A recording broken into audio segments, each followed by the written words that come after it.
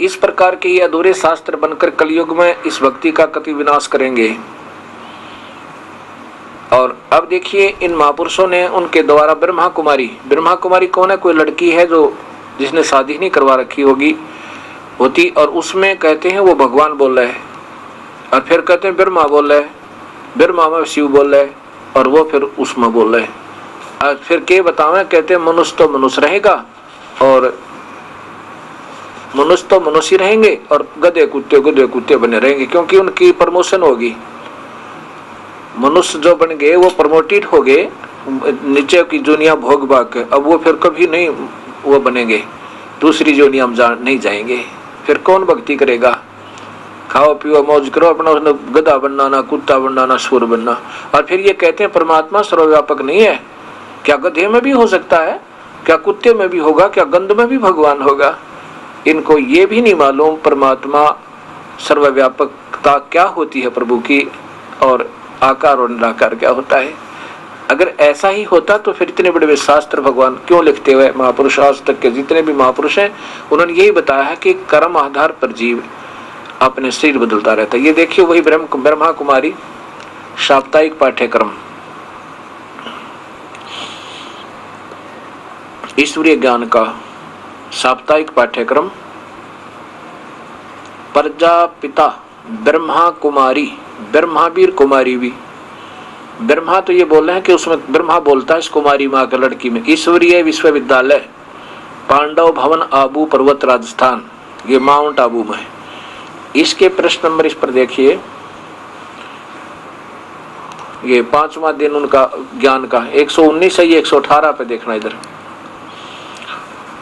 मनुष्य आत्मा 84 लाख योनियां नहीं लेती, यानी मनुष्य तो मनुष्य ही रहेगा। ब्रह्मा कुमारी बतावा है, वो शरीर में बोल रहा है भगवान, कहते हैं शिव बोल रहा है इस लड़की के अंदर। मैंने आपको सतयुग त्रेता द्वापर कलयुग और संगम युग का अर्थात सारे कल्प का इतिहास सुनाया। सारे कल्प में मनुष्य आत्मा 84 जन्म मनुष्य योनियों में लेती है। वह 84 योनियों में नहीं जाती, अन्य नहीं जाती।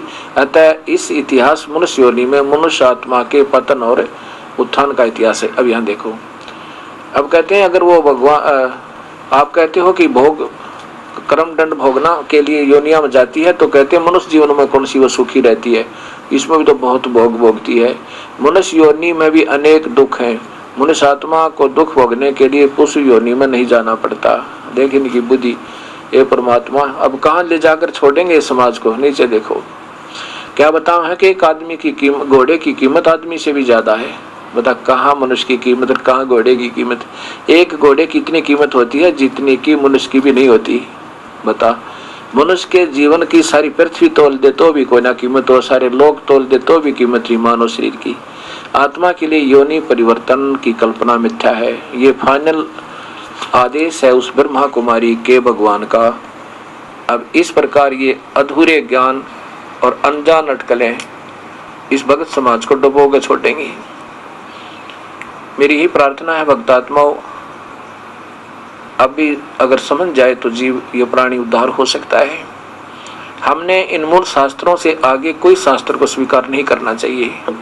अगर ये भगवान भी बोलते तो क्या गीता को दोबारा नहीं बोल सकते?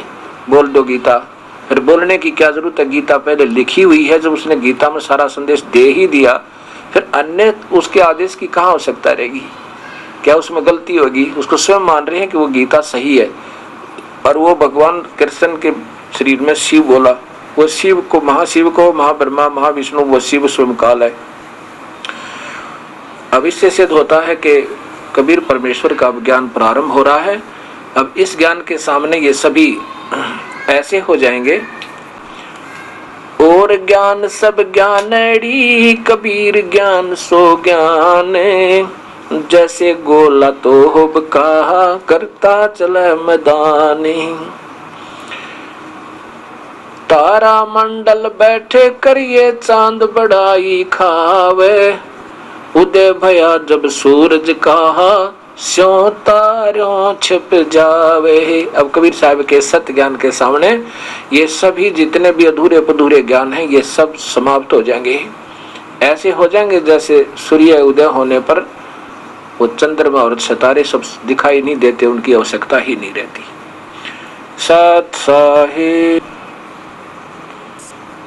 अब जैसा कि आप सुन रहे थे भक्तात्मा, ब्रह्मा कुमारी जो नया पंथ प्रारंभ हो रहा है उसके बारे में आप जानकारी प्राप्त कर रहे हैं। इसमें उन्होंने कहा है कि मनुष्य मनुष्य ही रहता है और अन्य पक्षी पशु जो अपने कर्म भोगते रहते हैं। फिर ये साथ में एक और बात कहते हैं कि अभी तक जितनी भी कथाएं सुनी हैं उनमें सुना है कि मेरा पिछला जन्म मनुष्य का था, मैं वो था, ऐसे था। किसी ने अभी तक ये नहीं बताया कि मैं पीछे पशु था। इससे ये कहते हैं कि मनुष्य मनुष्य ही रहते हैं। उन्होंने अपने 84 जीवन पूरे कर लिए और फिर आगे उन्हीं के अंदर चलते रहेंगे।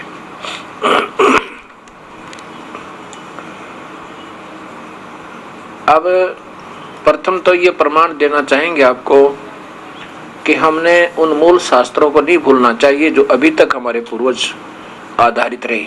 बात दूसरी रही कि उनमें क्या लिखा है ये अभी तक हमारे पास नहीं पहुंचा, क्योंकि उन मार्गदर्शकों को स्वयं ही ज्ञान नहीं था। उन शास्त्रों को नहीं भूलना चाहिए। चारों वेद और गीता जी और पूर्ण परमात्मा कबीर साहब का सत शास्त्र ग्रंथ साहिब, उनकी वाणी, कबीर साखी, कबीर बीजक, शब्दावली आदि जो भी शब्द है वो सारा कुछ हमने सत्य मानना होगा। और इनके सहयोगी विस्तृत कथाओं का आधार जो है वो 18 पुराण, महाभारत, श्री सुधा सागर